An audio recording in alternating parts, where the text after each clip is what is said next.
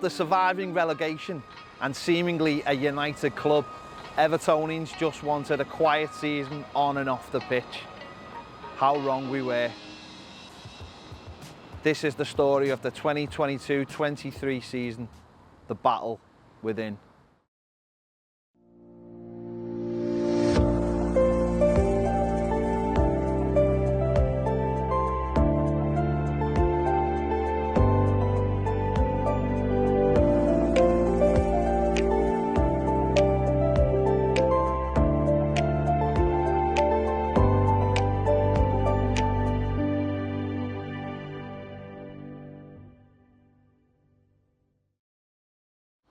With Richarlison already sold and Everton unable to boost their striker options, news broke that Dominic Calvert-Lewin was injured ahead of the first game of the season against Chelsea. I think we're probably looking at around 6 weeks for the injury.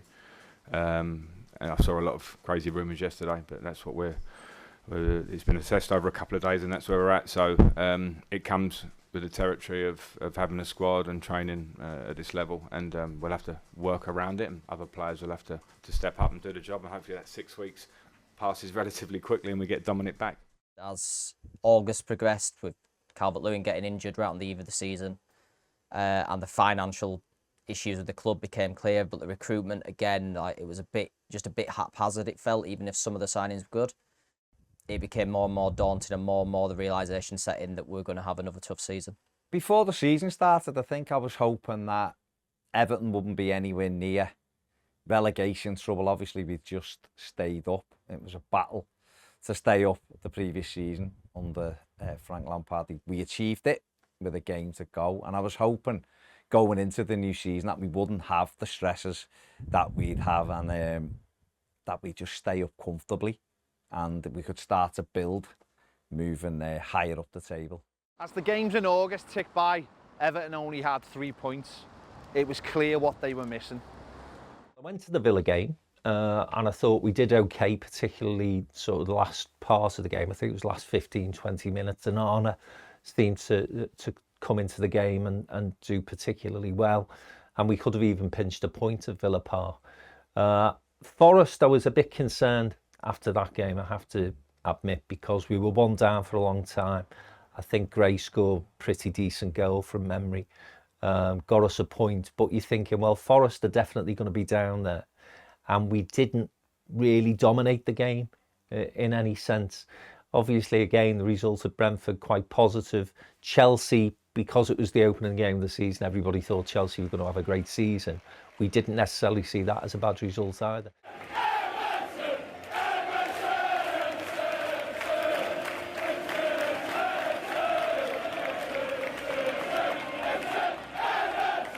I felt like the morale had started to drop off, and from maybe the fan base as well, and it was almost like that the reality was sinking in, and I think everybody perhaps hoped that things would be different, but I hadn't recovered from the Lampard season, so there was always that fear at the back of your head. As the transfer window finally shut, Everton managed to get a centre forward when Neil Maupay came in from Brighton and Hove Albion. Was he the man to replace Richarlison? At the end of the transfer window, Maupay had come in. We clearly needed goal-scoring strikers. He wasn't a proven goal-scorer at Brighton, but there was such goodwill off the back end of the season, somehow, which in hindsight seems ridiculous because we escaped by the skin of our teeth. But there was a real feeling that there was a plan. I thought it was appalling, right? Clearly, as a football club, we knew what we needed. We knew that Dominic had had a difficult time with injuries and we couldn't rely upon him, because we knew, what I felt at least, that if Dominic got injured and we didn't have goals in the team, then we would have a terrible season. So I've gone from it's going to be quite a difficult season to a very difficult season to a terrible season. And Maupay, for the life of me, I don't know what they were thinking there. I think that has to be something the manager at the time thought would work for him. And clearly he was not what we needed. He doesn't really have goals in him.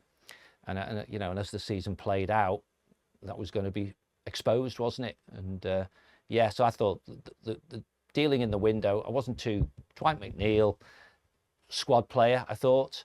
Mopay, I just did not get at all. I really didn't get it. Everton finally got their first win of the season with a 1-0 victory over West Ham on the 18th of September.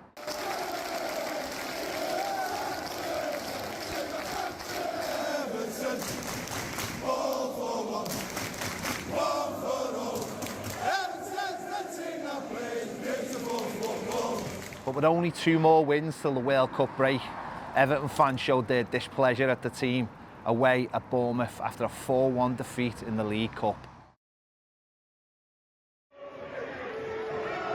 Couple of matches here in the next couple of weeks. Superstar Sunday the 20th of November. Tickets available for that one, and also Saturday the 26th of November. Here's Brighton in the Premier League Cup. We're going to have you back at Vitality Stadium for those.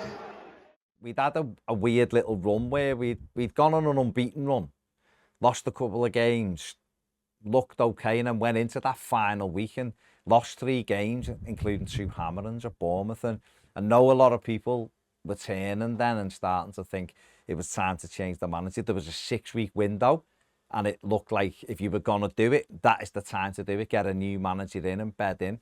But because Everton had had a solidish start, and we knew that we needed attacking players, I sort of could understand why, at that time, the board were a little bit reluctant to make the change, even though, like I said, if you're going to do it, it would have been the perfect time to do it, given the 6-week break without Premier League games. We need to change the manager. We were going to get relegated with Frank Lampard. So no, it wasn't the right decision.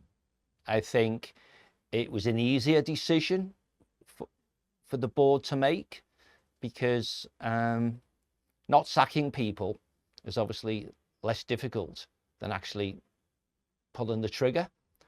But we wasted, as a consequence, the whole duration of that, you know, shutdown, if you will, because of the World Cup. And we saw other clubs make changes and really benefit from them, and we didn't. And it's not hindsight, I don't think. I think many Everton fans, and I think I'm one of those, realised and thought, the longer that window went on, why haven't we done something? Why haven't we done it?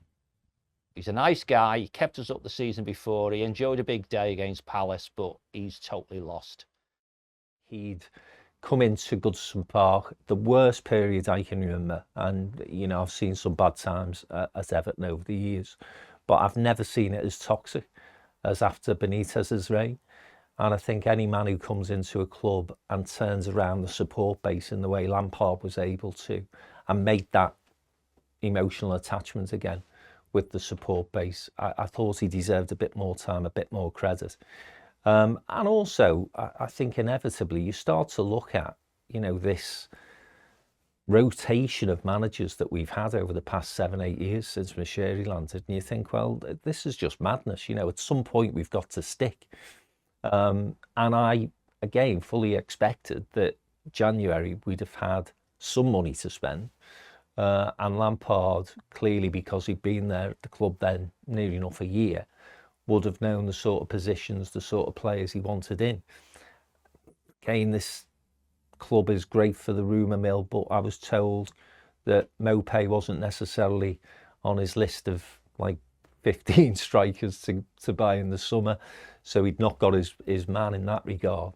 And there were 1 or 2 other positions I think he'd have been looking at as well. So despite the fact that I could understand and appreciate why supporters were saying after the 2 Bournemouth defeats, because we'd got beaten in the League Cup by them as well, my view at that time was still stick with him, because he's earned the right to try and prove himself once the World Cup finishes, and hopefully he can get a couple of players in and improve performances and results.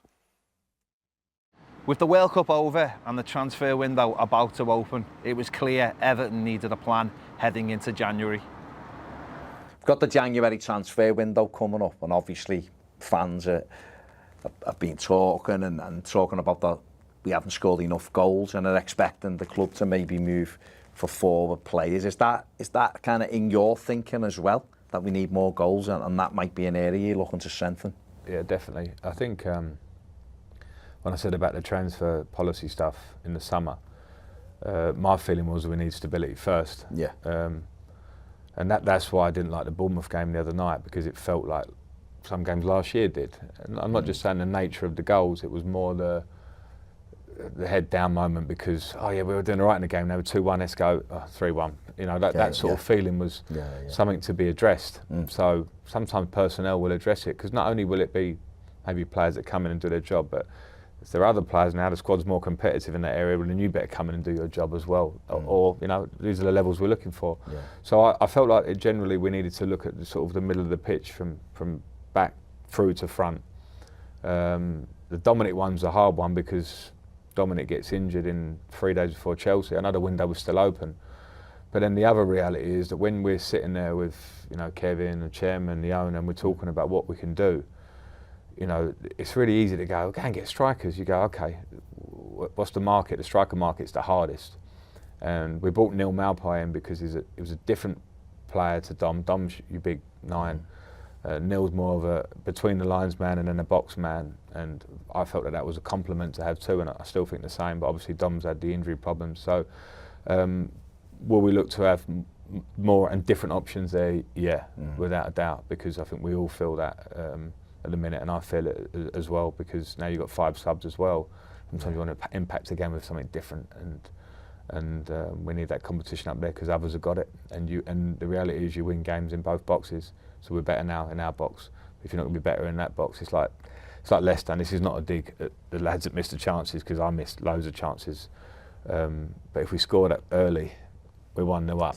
Imagine Goodison. If we go back to 1-1 early in the second half, imagine Goodison, and it affects the game. For all the details in between, everyone will go, you could have done that, played him there and played 4-3-3 rather than you go, if we're good in that box and we're good in that box, you know, the middle bit is massive, but that's the really important bit. So I think we've done well in that box. Can we do better in that box? The players that are here and what we can do to bring in, yeah, we can. The plan should have been to go and get a centre forward. It is still beyond my comprehension that we left the January transfer window not only without a single signing, which, by the way, every other Premier League club made us at least one signing in January, but also without a forward player, when it was quite evident, you know, from prior to January, you know, from August, that we were so lacking in goals up front. It wasn't working for Neil Maupay. Dominic Calvert-Lewin's injuries were persistent. It was so evident we needed help up front. We needed goals. We needed creativity. And to come away from it without a centre forward, for me, was just, it was asking to have another horrifying, you know, nervous, anxious end to the season. And that ultimately is what we got. Going into January, it felt like there was a real excitement amongst the fan base that we were going to make some signings. And I'm not talking about in the old Moneyball era when Mashiri first came in. And I remember having conversations with people on Twitter about, we've won the transfer window. And I was half tongue-in-cheek, but half of it was genuine, because we'd spent so long like with such a small transfer kitty. It felt like we were, like, you know, mixing with the big boys. Of course, we were mixing with the big boys, but we were buying all the crap players, all the wrong players we couldn't use. When we come back after the start of the transfer window anyway, it felt like we've got to sign someone. We've got to sign a striker. We can't be relying on Dom. We just can't, unfortunately. We've got to sign a striker. We've got to get some more creativity. The defence looked all right at times, probably, you know, passable. So every day, another day went past, and we were thinking, okay, who have we signed? Who have we signed?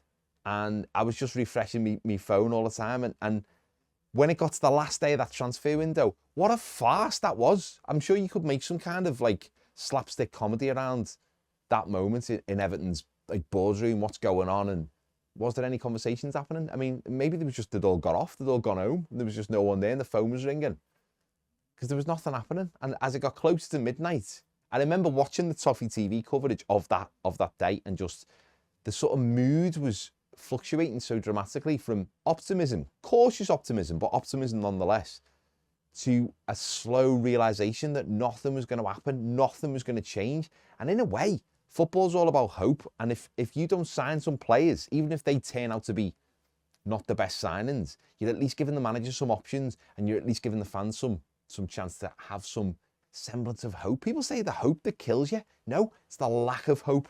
And at the end of that transfer window, it felt like we were doomed. Following the allegations, Everton lost 2-1 to Southampton, and the fans showed their displeasure with a sit-in protest. Sack the ball, sack the ball, sack the ball! Sack the ball, sack the ball, sack the ball! Sack the ball, sack the ball!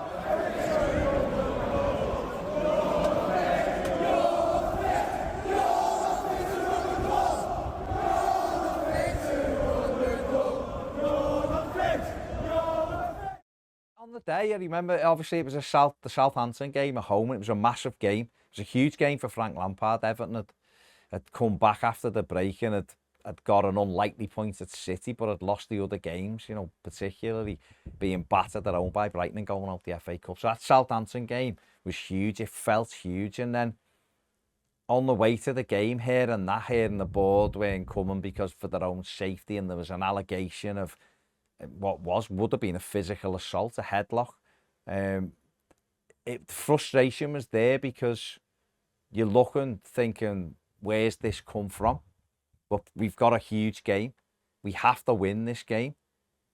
And the board almost seemed to be, or certainly the messaging appeared to be putting blame back on the supporters for what was going on, when there was frustration because Everton had the transfer window been open a couple of weeks and Everton had done no business, but it just seemed like an odd time to put this statement out an hour and a half before kickoff. And then so there was almost like a weird atmosphere and a weird feeling of disbelief, because there was talk there was going to be a protest that day and everything else. So yeah, it was frustrating because obviously it seemed like it was a reaction to the fact there was going to be some protest, because there was a lot of people very, very, very frustrated and upset by the fact that we hadn't got an attacking player in, or at least one attacking player in.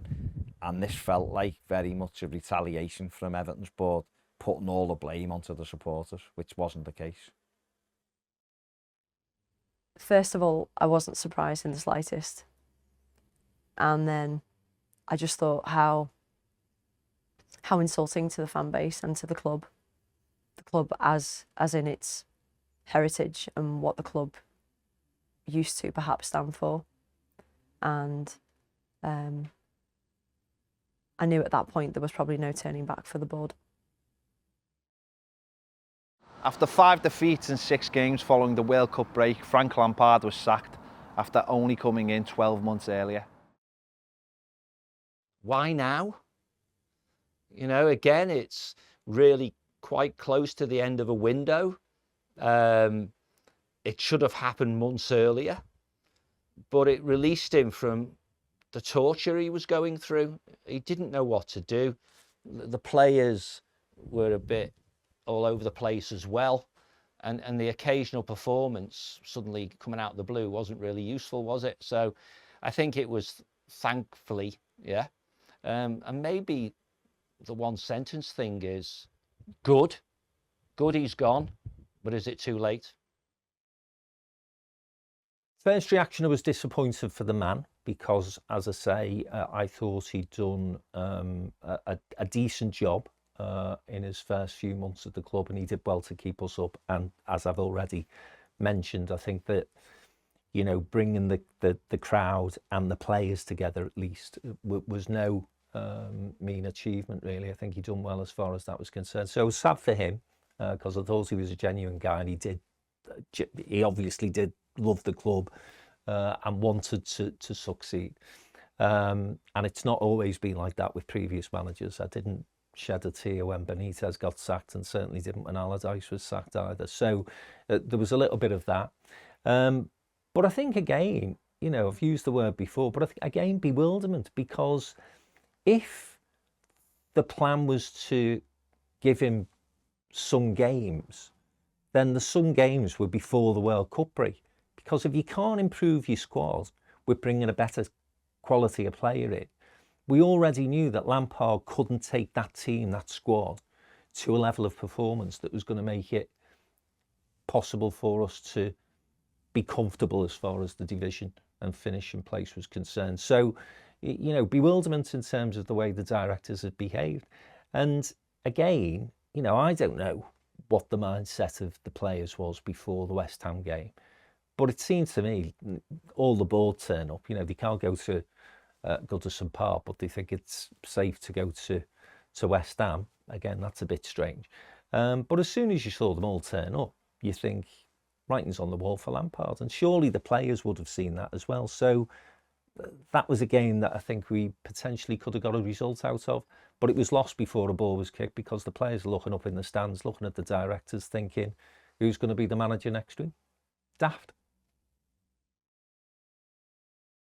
Welcome to Toffee TV. Sean Dyche has been announced as the new Everton manager. He's come in with a couple of days before the transfer window shuts to try and get some players in as well. And obviously we face Arsenal next week, first game, to try and save Everton.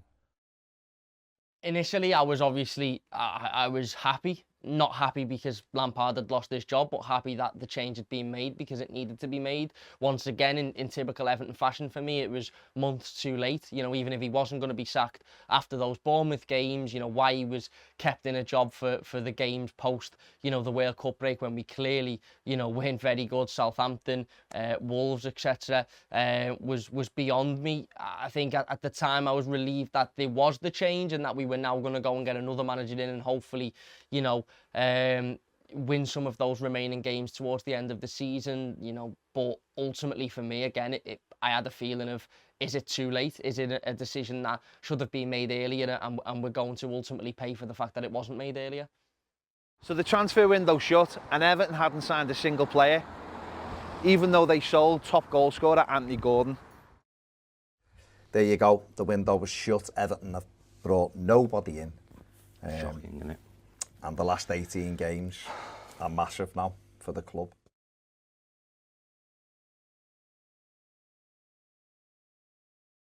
And just like that, after not winning a game since October, Sean Dyche picked up 3 points in his first game against league leaders Arsenal.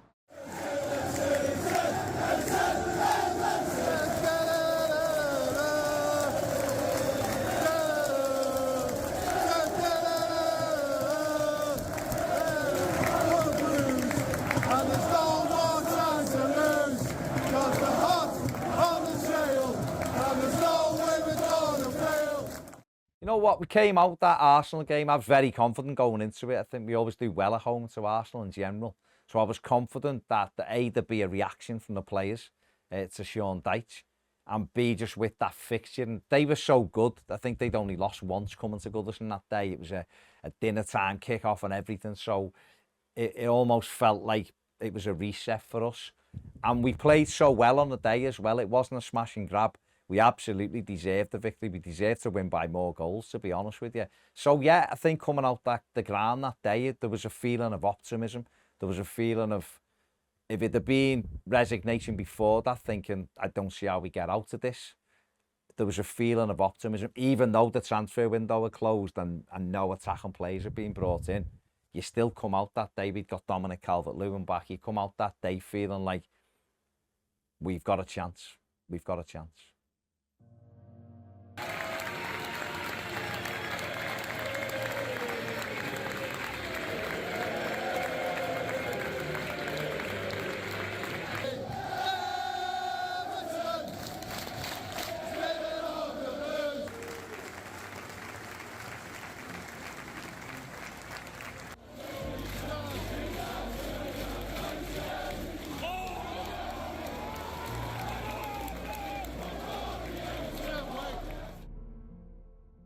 In the following months, Everton's results were up and down, but a horrific 4-1 defeat against Newcastle at home and a 2-2 draw away to Leicester, which was seen as a must-win game, left Everton fans feeling like it was all too much heading to Brighton away. Little did they know that Everton was set to blow Brighton away, winning 5-1 at the Amex. Brighton 1, Everton 5. That's right, Brighton 1, Everton 5. Unbelievable away victory for Everton. A shock victory. I asked the other day, could we get one of the those results where nobody sees it coming, and nobody saw this coming. Nobody saw this. My missus said 5-0 to Everton this morning. Yeah, in a mad prediction. There you go. Maybe she just knows more than I do, probably. But what a result for Sean Dyche's men on the South Coast. Before I start, I am made up, delighted for all of those Evertonians that have got up on a bloody wet bank holiday, gone all the way down to the South Coast, and have seen Everton's best performance of the season, probably best away performance for years.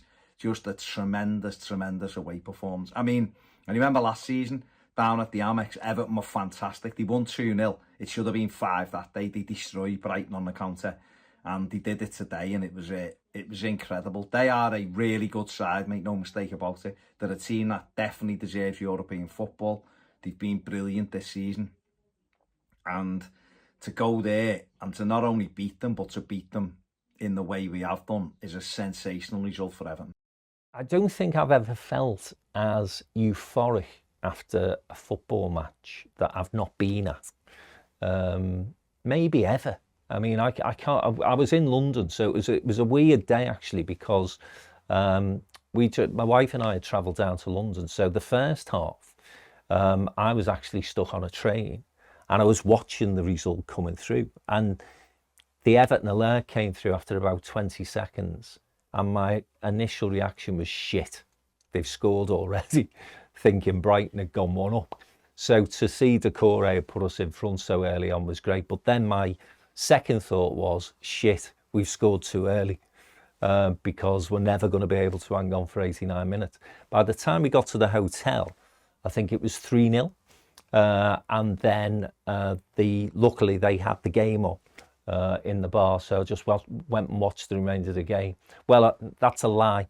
I went and watched, we scored a 4th, and then Brighton scored a fluke. And even then, I think it was like 89 minutes and we were 4-1 up. I couldn't watch the end of the game because I thought, fucking, this is typical Everton, it's going to end up 4-4.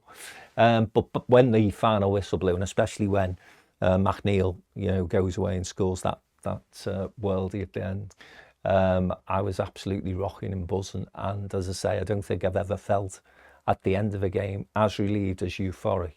It's a game that I've not actually been physically at. And again, I think like most of us at that point, I thought that's it, we're safe. After a home defeat by Manchester City, Everton faced Wolves away at Molineux and knew they must get some kind of result to control their own fate on the final day against Bournemouth.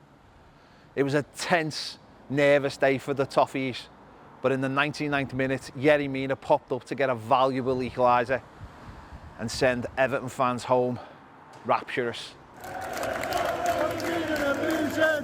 So come on, get down to Goodison Park. Dominic Calvert-Lewin and Nathan Patterson, what's the latest on the extent of their injuries, and will they be in the squad? They won't be fit. How big a blow is that to you? Well, we haven't had Dom for probably 2/3 of my time here, so we've still won games, still got points on the board, and still performed. So that's the key to that one. And Pato's come in the side more latterly, done very well, but we lose him as well. What about Mikolenko? Is he fit to come Yeah, back? he's a bit better, so we'll see how he reacts tomorrow to training today. And certainly with Mikolenko and Nathan Patterson in mind, obviously the injury to Seamus Coleman and Vinagre as well, that causes a problem for you at fullback. I'm thinking in general terms that obviously impacts preparations greatly for you. Yeah, but I've become used to that, since I got here, there was an imbalance in the squad, everyone knows that, and it's just unfortunate it's been tested to the limit by injuries, but that's part and parcel of the game. So once again, it all come down to the final home game of the season. Everton controlled their own fate. They knew a win over Bournemouth would be enough to send Leeds and Leicester down. But that didn't stop the anxiety. And every Everton fan that day crossed every finger and every toe. Some of them prayed as well for a little bit of divine intervention. So I managed to kind of put it from my mind on the Saturday. And I can't normally do that, but I did it pretty well. And then the Sunday morning I woke up and I felt sick. I can remember going on a run before the game and I actually felt physically ill. And it wasn't just because I was, hungover or anything like that. I actually felt physically ill and nervous. I thought that we had enough to beat a team that, let's face it, had come with the flip-flop, or we thought would come with the flip-flops on.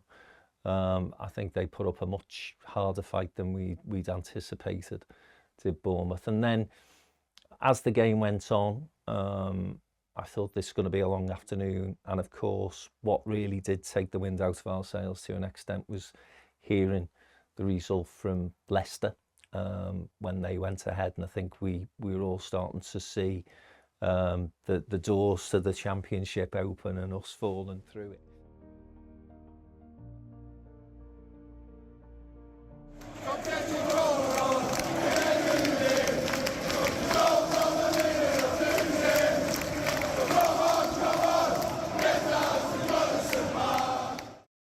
Going into the Bournemouth game, the final game of the season, obviously we'd had the late equaliser at Wolves the week before from Yerry Mina, 99th minute equaliser, but there was still, even though you're delighted to get a point, and it was an important point, don't get me wrong, you were still looking at that thinking Wolves were safe. That was a big opportunity to win the game and take the pressure off. And obviously Leicester then go and get a very unlikely point at Newcastle, so it puts the pressure on that Bournemouth game. But I still felt going into it, we just had to do our job. We knew what we had to do. We had to win the game. Forget about what was going on elsewhere. If Everton win the game, we're safe. So going into the ground, you feel nervous, of course you do. There's a little sickly feeling in your stomach, but there was an incredible atmosphere. And it very much was, and I think everyone adopted this on the day. The fans were fantastic. Adopted this on the day of, we know what we have to do. We win the game, we are safe. Forget about other places. If the results go the way we need them to, be brilliant, but we need to do our job. And therefore in the game, you know, we know that Leeds is a couple of goals down early on, so they're out the equation, but Leicester and West Ham is in the balance. And at half-time, Leicester are winning. Everton are down. Everton are relegated at half-time. But we knew one goal from us changes it. And the fans were brilliant. The fans stayed with it. The team come out. 45 minutes to keep yourself in the Premier, well, 55 as it happened, to keep yourself in the Premier League. Abdoulaye Doucouré scores a worldie. Can we hang on? And in general, I was fine until the fourth official put 10 minutes up on the board. And then I have to say it was the longest 10 minutes of my life. The game itself is just a bit of a blur, to be honest. Like, I can't really pinpoint any key moments in it other than the Doucouré goal and then Pickford's save. Everything else is just, it was just nerves, and it wasn't even like the year before where we had the euphoria of coming back. It was, and then in that 5 minutes, you know, we'd come back and Palace just wanted to get off the pitch. This was like we scored in the 60th minute and then it's half an hour of hanging on. Even though Bournemouth in retrospect didn't do that much, you always had that feeling that we needed a second or that something had come back to bite us. And because you knew what was happening in the other games, you knew that if Bournemouth did get a late goal, that was it.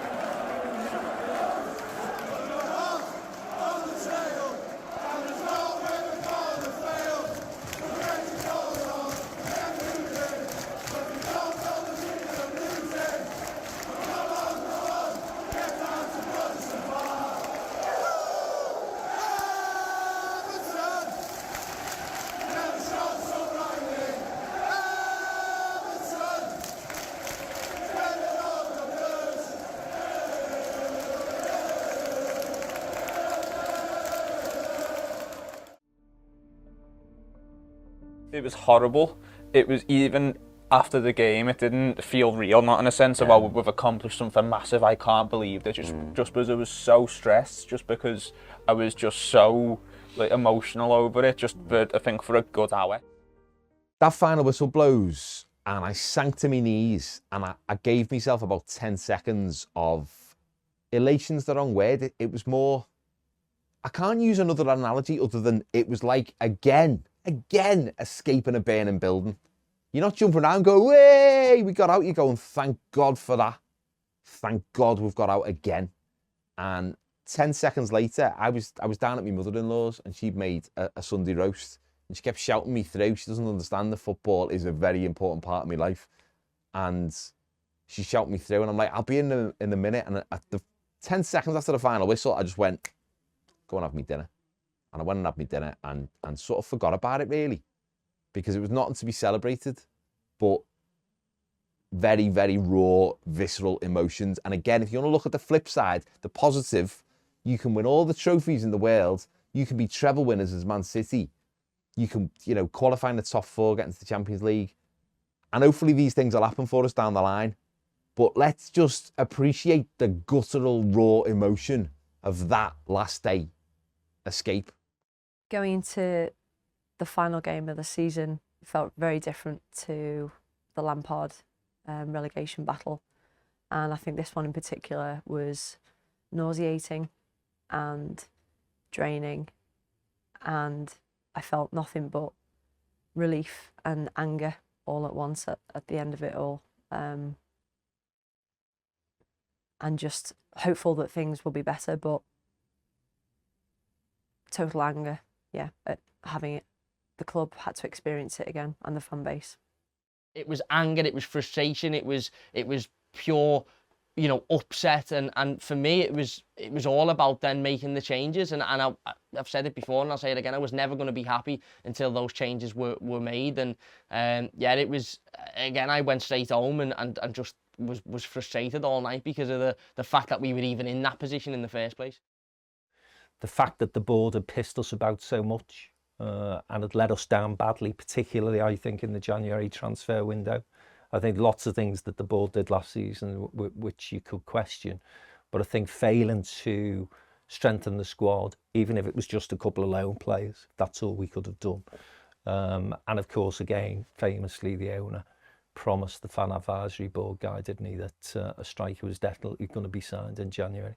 So I think there was all those sort of negative thoughts going through my head. And again, as you walked away from Goodison Park after that post Bournemouth, you were thinking, well, yeah, that's great, but the owner's the same, the boards are the same. What's really going to change for next season? The game's finished and you think, well, okay, let's use that phrase again, never again.